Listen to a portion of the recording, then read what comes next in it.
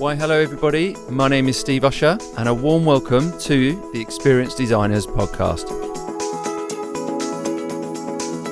So for my final episode of the year, I sat down with Anna Mindelöf, Chief People Officer at Fiskars Group.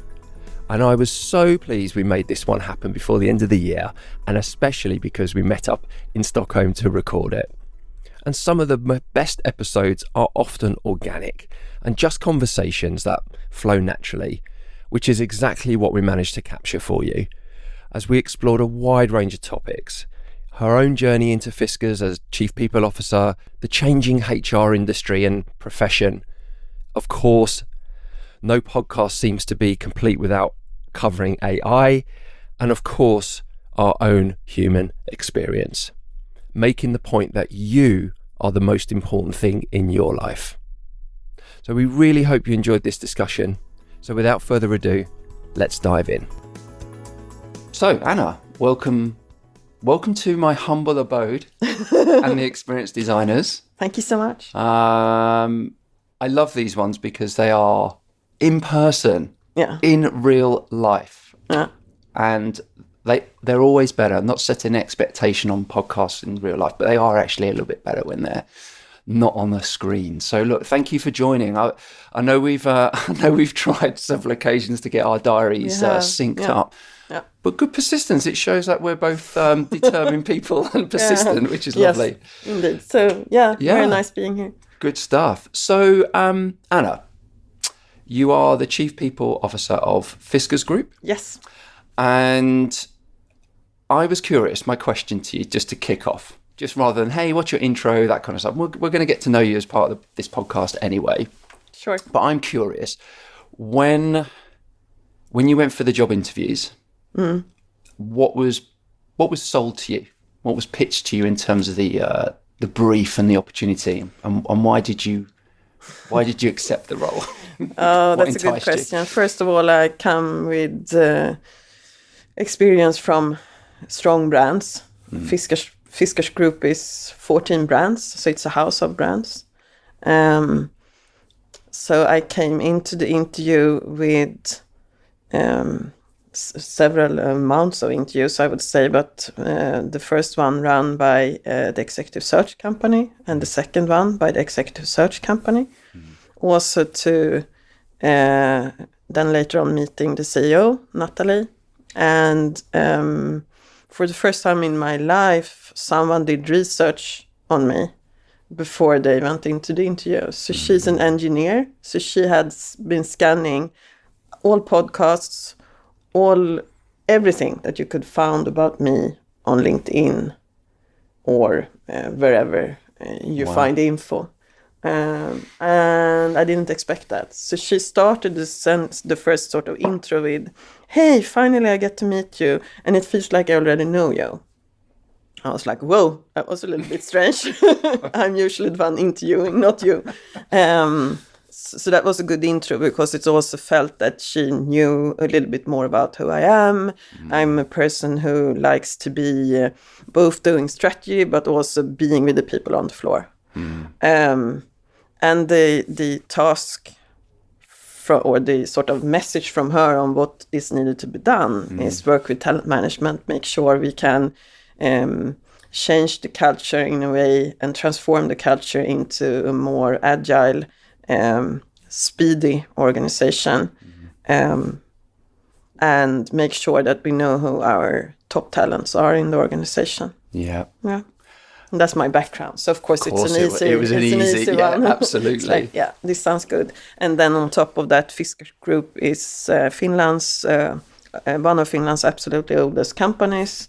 Next year celebrating 375 years. Yeah, I saw that. So it comes with history. It comes with its legendary in Finland. Everyone knows. I think it's like 96% of all Finns knows what Fiskars is. Wow. So you can imagine when here in Stockholm, where I'm located, we have a small office on Kungsbroplan. And when the Finns are arriving to the Stockholm office, I have had people in my team coming asking other people, so where is the Fiskars office on the street? And they're like, they don't even know what Fiskars is.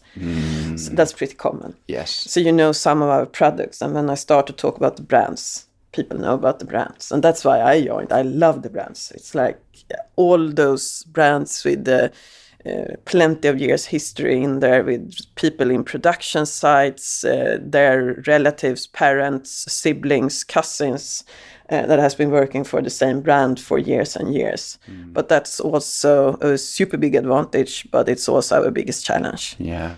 Yep, I can see that. Yeah. Just to give the audience some context, so I mean, I love some of the brands as well. I mean, I would say a lot of the Nordics would probably have a plate, a bowl, a something in their cupboard that relates to one of those brands. Yes. Just to reel some of them off, we have like George Jensen, Royal Copenhagen, which I love. Wedgwood. There's some British ones in there as well. So Royal Wedgwood Dalton and Waterford, Royal Dalton, Royal Albert. Amazing. We have Royal Copenhagen, Itala, Rörstrand, Mumin, Arabia, Hackman, Rogaska. Wow. I think I mentioned all except George Jensen, which is the newest kid on the block.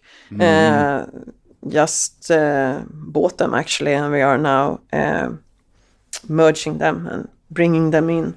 And I'm going to come on to that because the acquisition, it's been an acquisition trail in terms of its strategy and targeting very specific brands. Yeah. And I think that M&A piece is always really important because isn't there kind of an old stat of kind of 80% of M&As fail because of cultural integration? Yes. The people aspect is one of the biggest challenges because of the lack of preparation, I think, and consideration to it. So I think that's also something. I'm curious because I know you went, and I remember seeing this on LinkedIn when you joined. You were hiring a lot. Yes. And I'm just curious, like, how do you go about building a team for a company like this with so many different brands? That adds complexity, of course. And the structure how do you think about that? How did you go about thinking about the roles that sit within there, both in terms of meeting the business where it's at, but also future-proofing it as well? Yeah. Because obviously external market, which we will definitely get onto in terms of some of the things that are happening right now. Okay. So,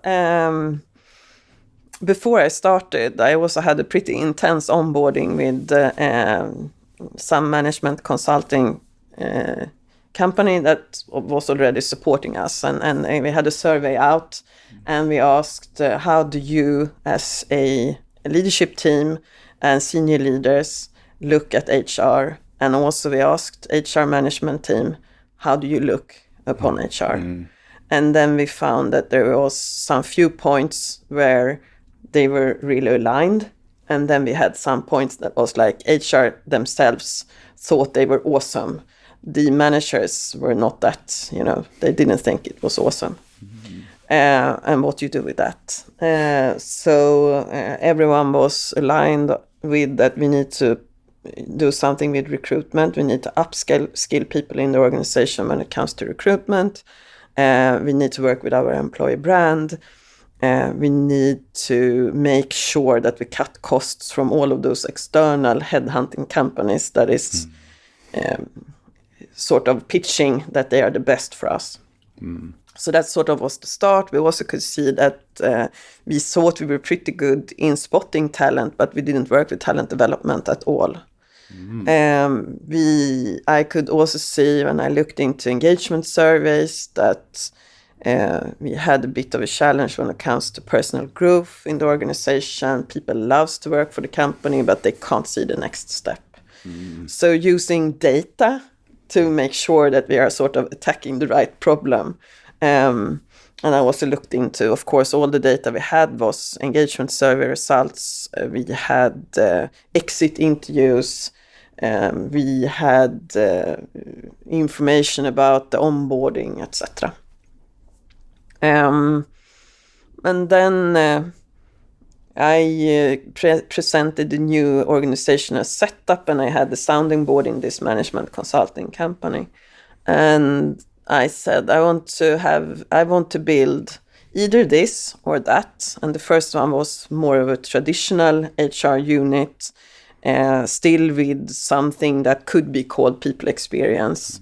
And then it was one which was everyone should work in projects. We are just going to have a completely agile setup in HR. We will create community of practices. We will collaborate and co-create everything, but no one will support a specific part of the organization. And with that said, that would mean that the leadership teams in the organization would not have one HR contact. And that was obviously a little bit too modern for where Fiskars Group was at that point. So then I decided to not do what I usually do, and I actually listened to what they said, trusting that they had a little bit more knowledge about where the organization were. 10 years ago, I would have been like, why not? I will do it anyhow.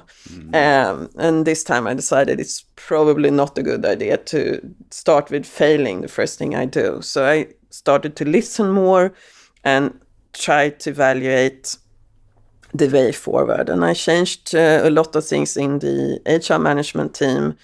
I started to talk much more about skills for the future and what we will need. And I started to build this people experience unit. And from the beginning, my thinking was, so all series should be in there. And if you call series, then it's total rewards or comp and ben. That already existed, and it still exists as it was from when I started. We had leadership people in. That's it. And we had very traditional leadership trainings with one company that has been working with Fiskars Group for more than 10 years, creating classroom trainings, extremely boring. I was like, yes, and we can do it like that, or we can cancel all of that and we build something new. And then I started with recruiting a TA head, and built talent acquisition and employer branding. And we have a complete global team. So it's also, it was also a lot about making Fiskars Group international, also from an HR perspective. Yeah. Of course, for those who are listening who do not know how big we are 8,000 employees, a little bit less than 8,000. We have production, we have around 400 stores worldwide, and of course, office people. Yeah. We hire everything from glass blowers to silversmiths to the best of e-commerce people worldwide and retail store managers. Quite a talent mix. Yes. How do you headhunt a glassblower? That's quite interesting. You don't really headhunt them. So that's also a story I can tell, since I love everything with a story. So, but then if we go back to the build-up of the PX unit then. So I started to build that, and then I need to have some other skills in place compared to what I had. And of course I have, I'm like plus 50, right? So I have a lot of context from before. I can also say, this is a person I worked with before. This is the competence we would need. Who is he or she knows? If they don't want to join, who do they know that I actually can recruit and get the skills in? And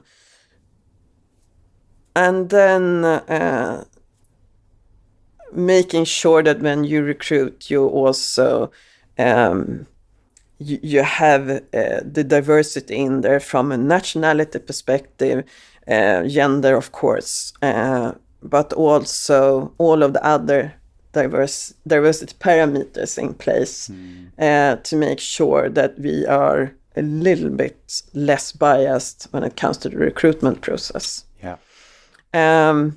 So today I have a director of talent acquisition and employee branding. I have a director talent performance and learning. I have just recruited, he has not started yet, a people analytics, workforce planning, processes and systems guy. And then I have total rewards, and will soon start to look for a leadership person. And all of those are now the PX team. And until in September, I had the person who was the vice president of people experience. But now I have decided she chose to leave. for another opportunity. And now I'm not going to replace her. So we are going to work in an agile way. So I have a project manager in place, and she's going to support and steer. And it will be on rotation responsibility for building up. And some of that agile work and bringing some of the value into the organization, just in terms of, and this is how I've seen so far in organizations, particularly people experience teams, and building both capability but also impact. Yes. And also reputation, more so as well, to shift that legacy HR perception. Yes. Yeah. Is where's the directorate coming from? Because obviously you're going to have data, the data guy coming in who's going to be extracting data. And I don't mean to always reference like a hierarchical thing, but say from the bottom up, from the people listening aspect, which will drive some decision making on where to bring value. Exactly. But then there's a senior leadership business direction in terms of that direction, that piece as well, bringing value to both ends, I guess. Yeah. So I think one of the challenges HR people in general have, HR units, HR leaders, is you come in with a certain competence and you want to do what you're good at.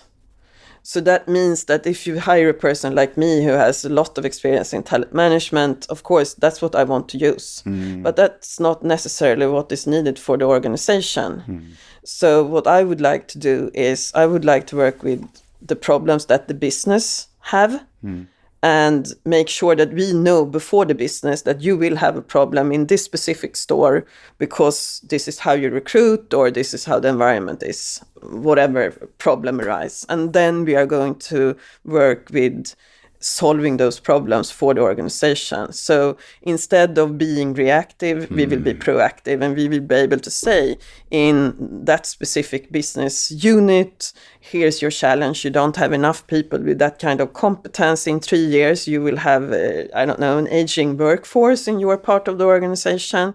And you need to work with growth opportunities and make sure you bring in the right people. Yeah, amazing. Just example. Yes. And today it's not like that. Today it's still, okay, so now this person is leaving and we have no one who can replace him or her. You probably know that, he or she has been there 5 years. It's likely that the person needs to take the next step. So being more proactive, using the data and making it easy for leaders in the organization to use data. We are having Workday, so nothing is easy. No. And it's scary when you come into an organization and that's what I did. I never worked with Workday. It's a fantastic system to have in place.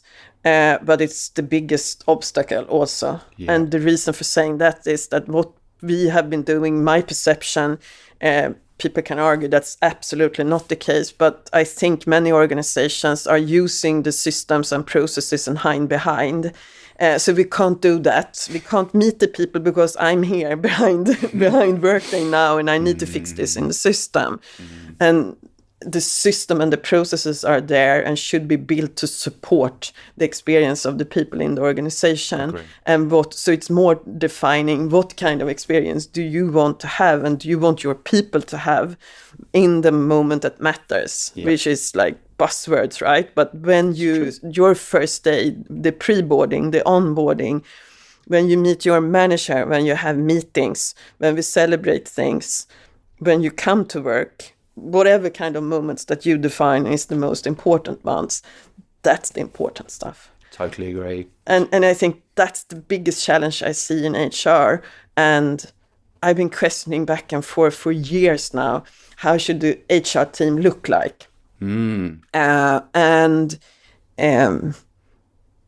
been thinking back and forth, been experimenting a lot with recruiting people who have absolutely no HR experience. Like, come here, you have that experience, so we can learn from you. Why do you need to have 25 years of experience within HR in order to be an HR director? You don't need that, but you need to have led people. You need to have worked maybe in the same area. So if I recruit someone who is going to support one of the brands, it's good if you have some, experience from that before.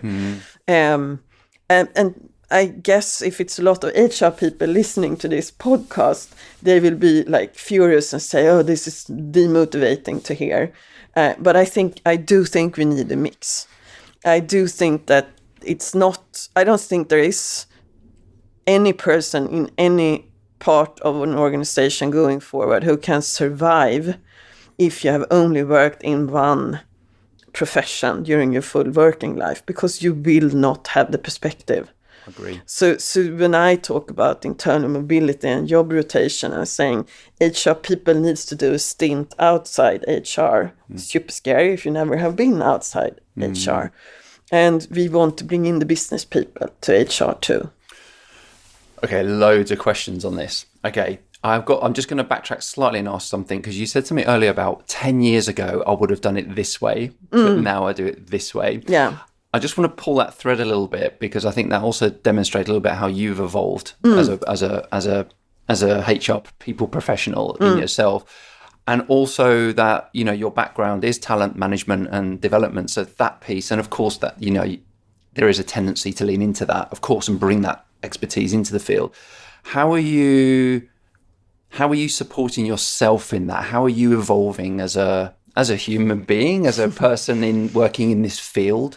Because this ties now into my point now around HR function and the profession, is what's important to those that might be listening now, are slightly furious at what we're just about to talk about, talked about. Yeah. Because ultimately we do need to mix it up. And I think actually the last thing HR needs right now is more HR. I think we need to step outside. We need to step outside and start to be brave enough to be, okay, what else can we learn outside of our context that we think we could bring into our world? And of course, there's things like productization, there's employee experience, there's experience design, there's design thinking, there's agile, there's all of these buzzwords. Yeah. But still, as an individual sitting in right now in HR, and we haven't even gotten to AI yet. Right.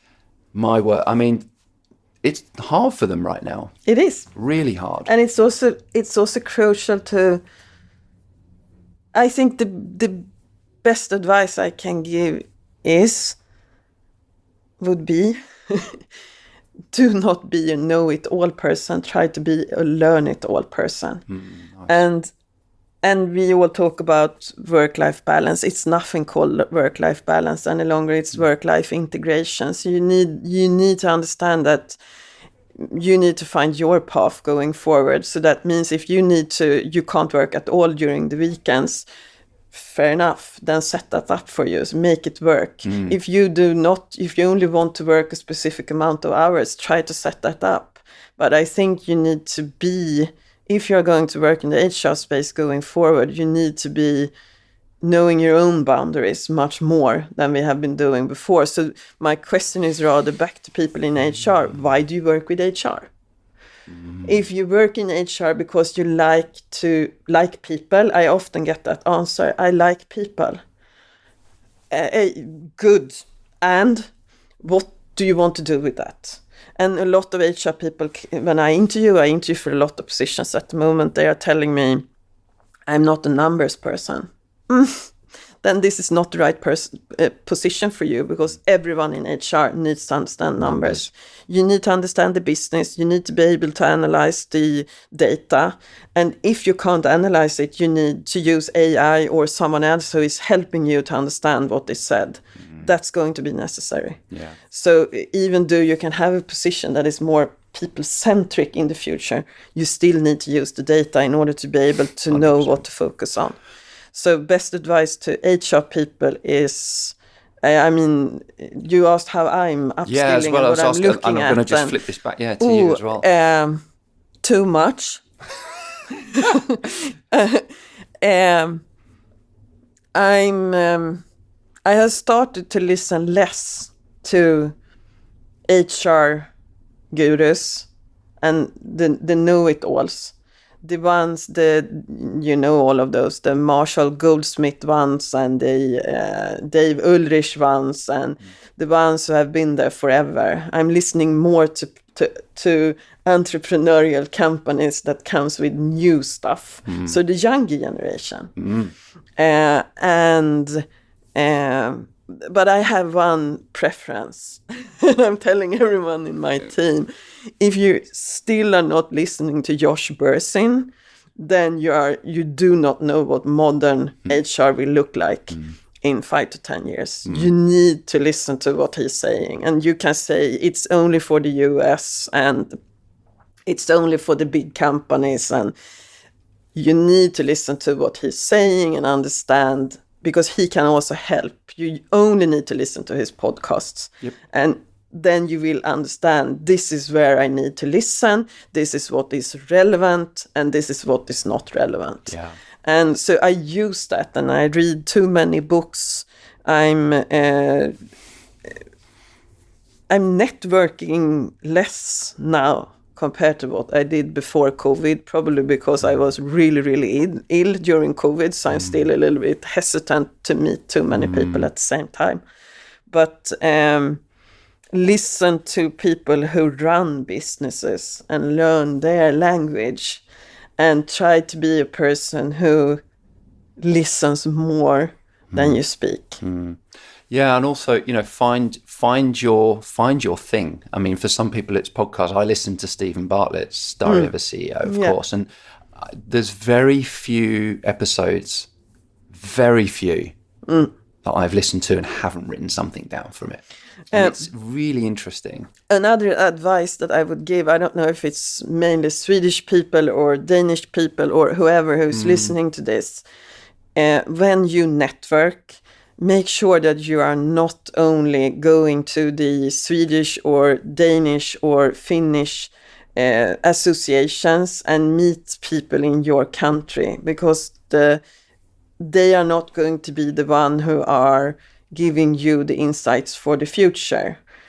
It's just what's happening now, what they know. Yeah. And that sounds like it's not that we are not updated in Sweden or in Finland or in Denmark, but you can't build your network only with Danish people in Copenhagen. Yeah. It's nice, but if you want to develop, then you need to do something else. You need to listen to people on global level who works and acts and meet people with other kind of backgrounds than yourself, who grew up differently from you, and comes with different perspectives. Yeah.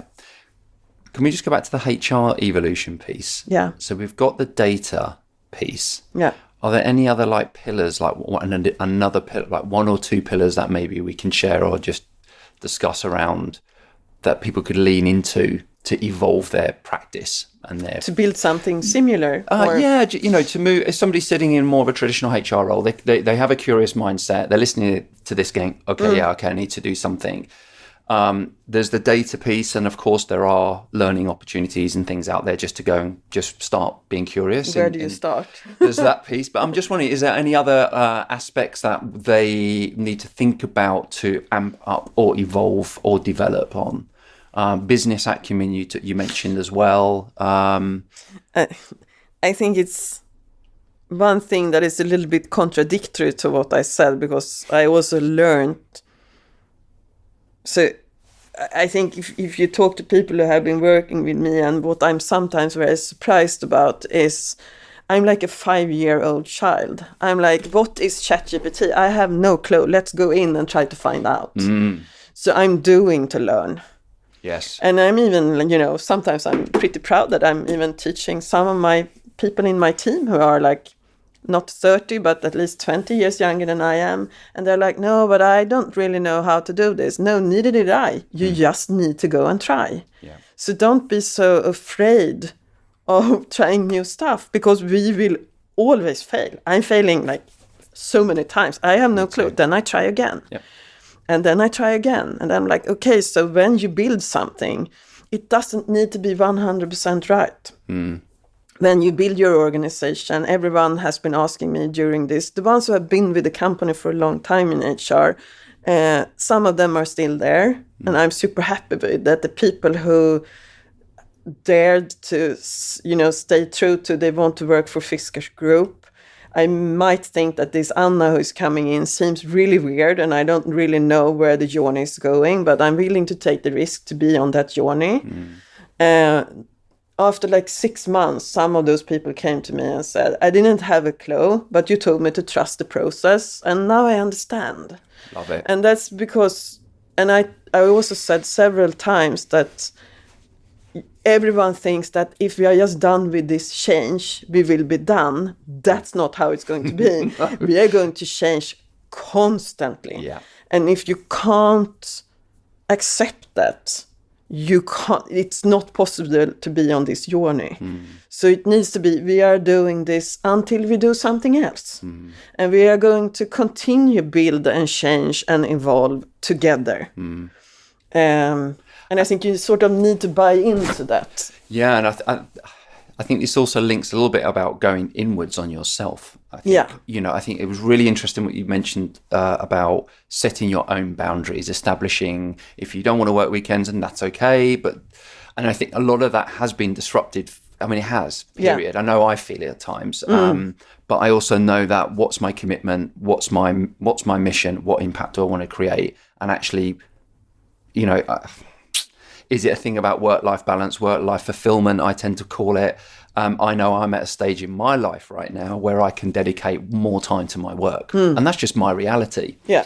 But I think for those that are maybe in a little bit of flux and not really, struggling a little bit, is maybe instead of seeking externally, to just anchor a little bit more back internally, to go, okay, let me just, because we haven't got infinite time here. What is it I want to dedicate to? What do I want to dedicate to? How and when?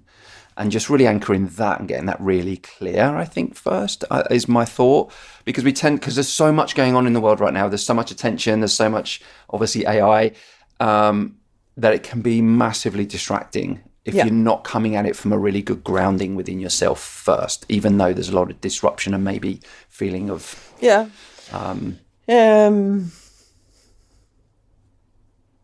Yeah, I do think if you look into what I said before, the work-life integration part, I think we have a tendency in today's society to think that it's more important what everyone else think about what you are doing than what you are thinking. And obviously, I mean, good leaders care about you as a person. So if I have direct reports who dare to say, it's not for me any longer, I don't want to do this, I need something else, I'm super happy. I mean, and how would that look like? Let's look into how that would look like. And we have a tendency in the society to also say that everything needs to happen between you are like 28 to 40. Before you are too young and afterwards you are too old. So everyone needs to be in that sort of 30 to 40. And it's not possible, come on. Yeah. I have even people who I have on interviews sometimes who tell me I will only take 4 months parental leave. I'm like, are you insane? You have like 1 year in Sweden to be on parental leave and life is long. Please acknowledge that this is going to be a much bigger portion of your life than you think right now. Yes. Yes. Which I obviously, I'm not always saying that to people, but that's my belief. It's not a 60-meter stint race. Right. It's a marathon. Yeah, agree. So please be aware, take care of yourself. It's that mask on the flight, right? You put it on yourself first and then you put it on the kid or the person who's sitting next to you. Totally and agree. That's HR needs to practice that. Am I the best role model for this? Not at all.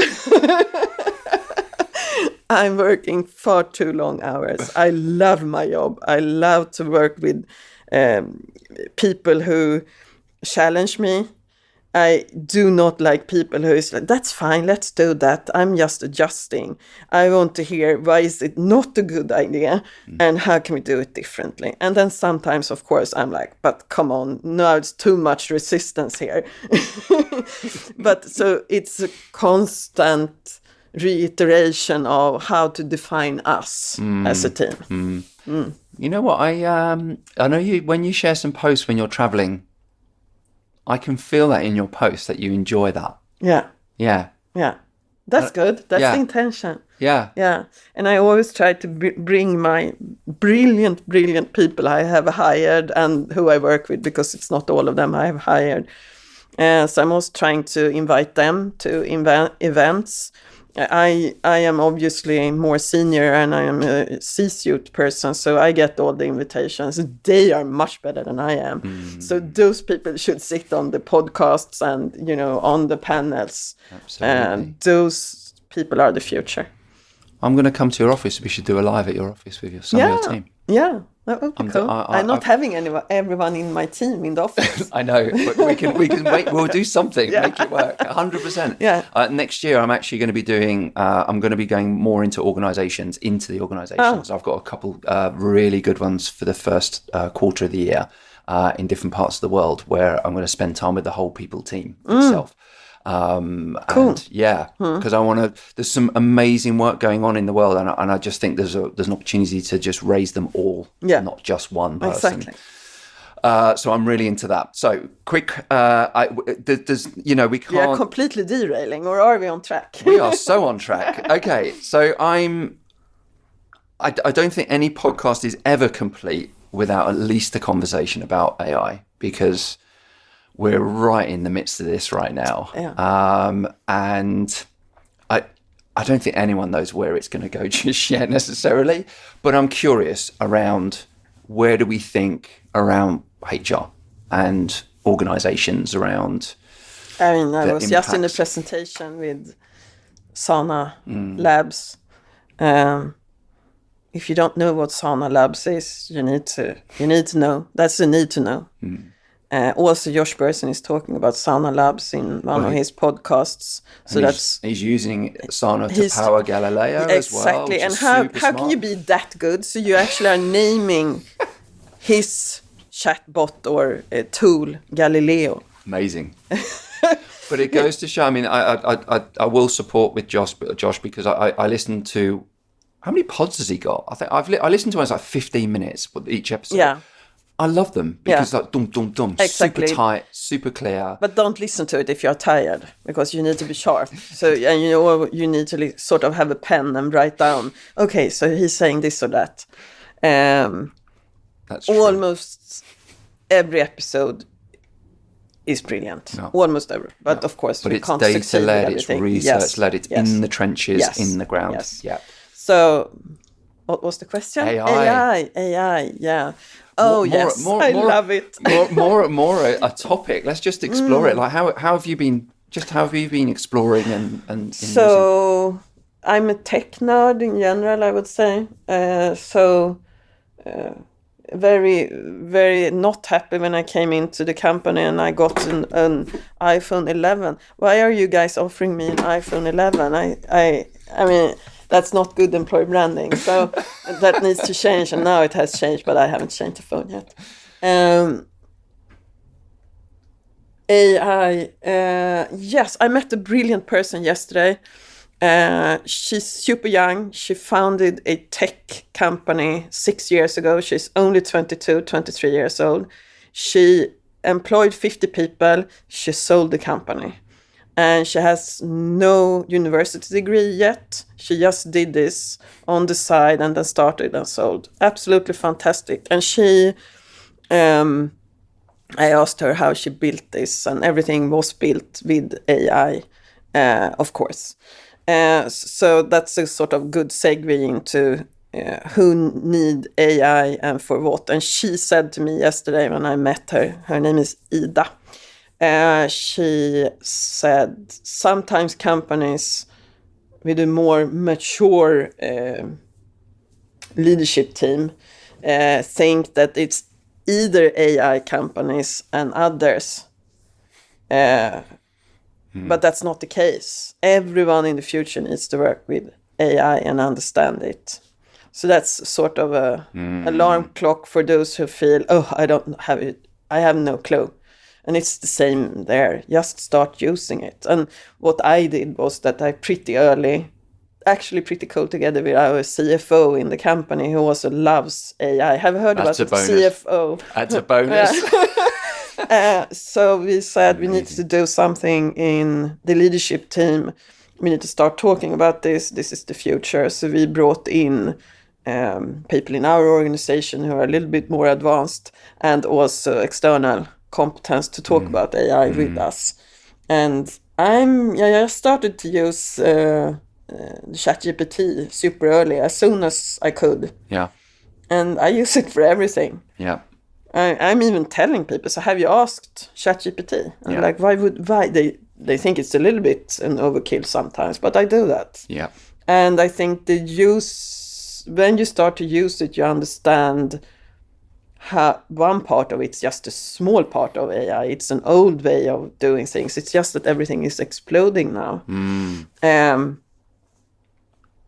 But the best usage is when you are a subject matter expert in something and you can build something in a couple of seconds. Yeah. And then you can say, this is right, or this is probably not at all what I wanted. So you need to be the one who is taking the responsibility for the answer that the chatbot is giving you.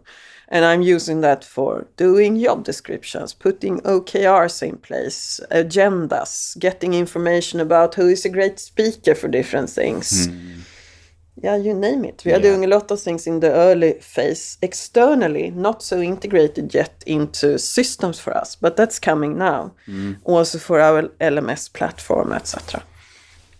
I had a bit of a revelation last week because I interviewed the British Red Cross and their people experience team.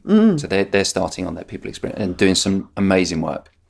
And so I gave the transcription to chat. I asked it to summarize it for me, which it did very easily. Yeah. Then I asked it to create multiple LinkedIn posts for me, which it did really easily. Then I adjusted it. So I think it gets it to like 70%, and then you put your tone on it.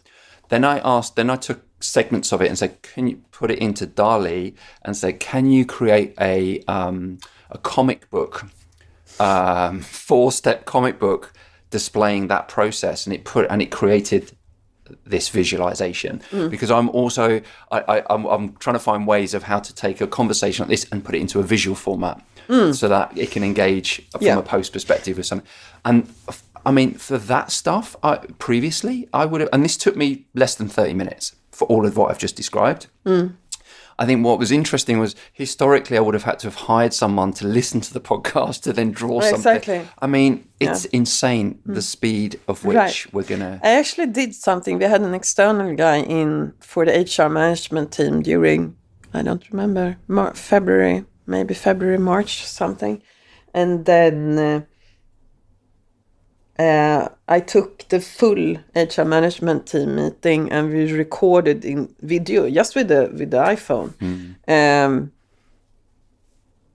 Some teamwork that we did, and then I used a AI tool to transcribe it and get it down to text. So I did all the meetings notes with AI support. Yes. And then I took that, and you could text the video also with this tool, and you can get it summarized. And then I put everything in ChatGPT and just did a summarization of it, a summary of it. Amazing. That was cool. So that makes it much faster. It's a little bit tricky with the technicalities in the beginning, but you learn it. So it's... I mean, it's bleeding into, all of our existing tool marketplace. I was at SIME this week here in Stockholm, SIME. Was it this week? Yeah. Yeah, it was on Monday, Tuesday. Yeah. I went to the Monday and it was really interesting. NATO, there was a guy from NATO speaking, which was super interesting on a macro global level, what's happening, especially for Sweden. But it was also a recognition of when they showed the marketplace of all the existing tools and then their adoption. So it's just bleeding everywhere now, from Canva into the script into all sorts. And I would say that the challenge is, where do you start?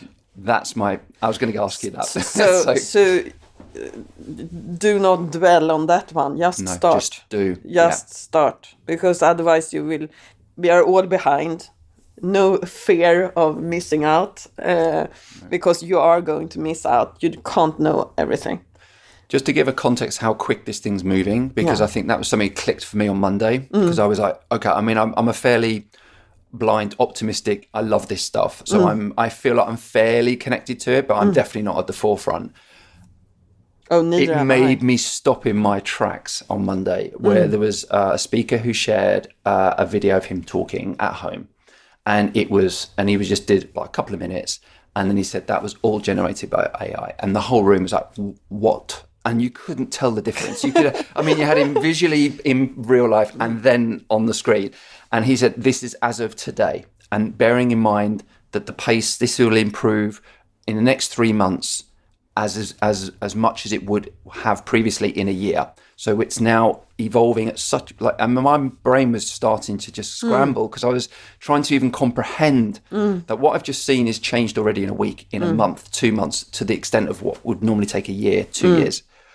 How on earth do we keep up with this thing? And I think that's this is bigger than the internet. This is bigger than anything we've ever had. So it will change how we work, think, act, and live. But this goes back to, I'm going to go back to our mantra at Wonder, more human experiences. And is this not the time to ground more into more human now, more than ever, while this tech is going off on one? Because we have to really get grounded in us as humans. Like, what are our needs? What do we want our human experience to be? And how can this enable some of that and support us? I know people are talking about augmentation of this thing and these words that we're labeling and using at the moment as justification, or to try and make us feel easy that we're going at it in the right mindset. But it just goes back to my point. I think maybe it's easy to get swept up with this thing. But then I need to ask. Yeah. When you say that, when you say more human, what do you mean? So for me, I'm having my human experience. Individually, every day I wake up, we have our, it's time-based typically. So actually, if we then looked at maybe something like the wheel of life, like what is my human experience looking like every day? What's my career? What's my knowledge, my learning, my family time, my health, all of these components of our wheel of life that spins around every single day. And if we were to say, well, actually, do you know what? I actually want to spend more time proactively on my health, or if that's your jam, you want to do that, or I want to have more time to do X if it's a time-based thing. Now, in the health industry, which is getting completely mental with AI and data, this is enabling a whole new level of personalized. I mean, I've got the Aura Ring, and this has enabled so much. I mean, I've learned so much about myself just with this piece of tech. I'm not sponsored by them, by the way, but that for me, this technology enables me now to have. Not everyone who's listening knows what the ring is, so maybe you need to explain. So the Aura Ring is basically a ring that you wear, and it monitors everything. Sleep is a really big one. It also your rhythm of sleep, and what's your rhythm of sleep when you're in and out of it. Oxygen levels, your activity, the pace of activity. It even now knows when you're stressed. So you have a diagram when you're actually in stress periods or in middle. But not everyone will think this is a good thing, because if you're now sitting listening to this and then you have 3 small children at home and they are not sleeping, means you are not sleeping. Correct. So do not buy one of those rings. No. Just go with the flow, try to survive, because we are a little bit older, and our kids are not below 10 any longer. No. So that's the difference, right? And it's super stressful to have those. I have my watch, which the same is, and I'm looking at it all the time, and I only have 37 minutes of activity today. That's not good. I need to increase here. I'm not sure. But the human experience for me, just to conclude what you're saying, so you talk about work-life integration. That's the human experience. For me, it's not about that. For me, the human experience is how you meet people, how you personalize things, how you make sure that people feel safe, how you make sure that here I have your back feeling. That's for me the human part. So when we meet and greet, we either do that virtually because someone is lucky enough to be in Spain instead of Stockholm.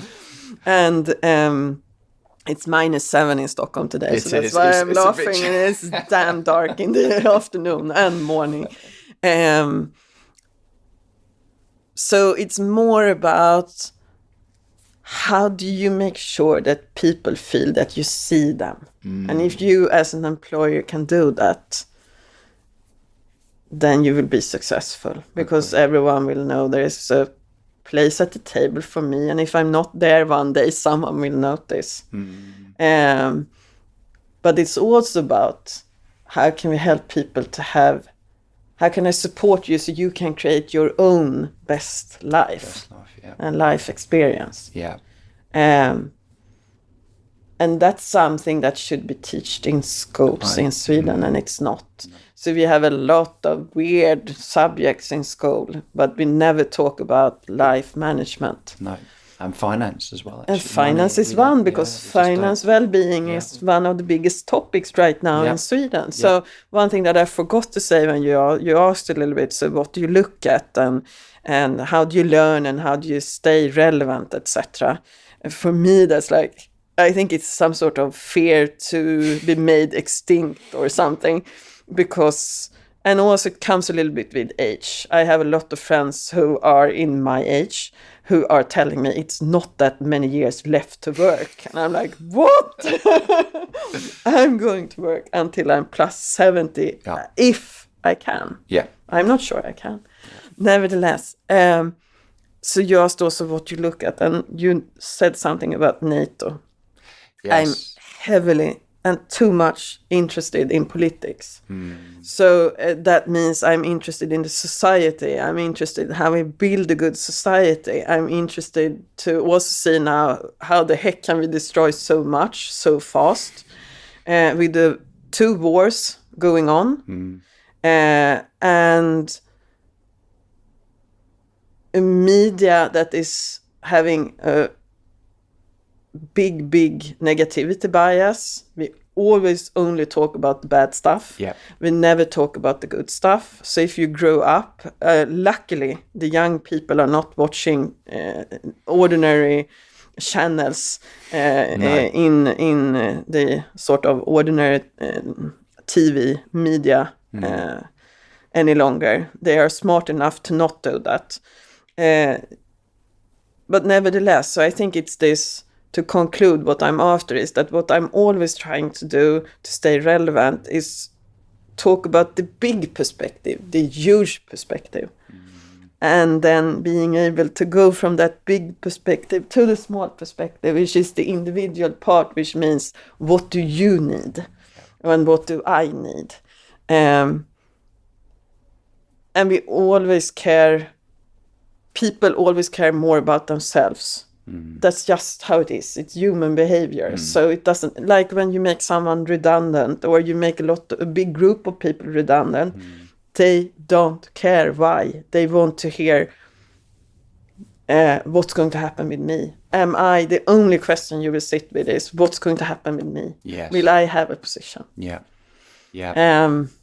So it is about the individuals, and it's also about them. How do we want to create a better world going forward? And to your point earlier, when you're stuck in the weeds of workday and process, I just hate it. Then and there's no, the human and it's experience. execution. Yeah, we need to bring that in. And how do you know that you're executing on the right things? We don't know. We just execute. Yes. It's you can work 24/7 without any problem. Yeah.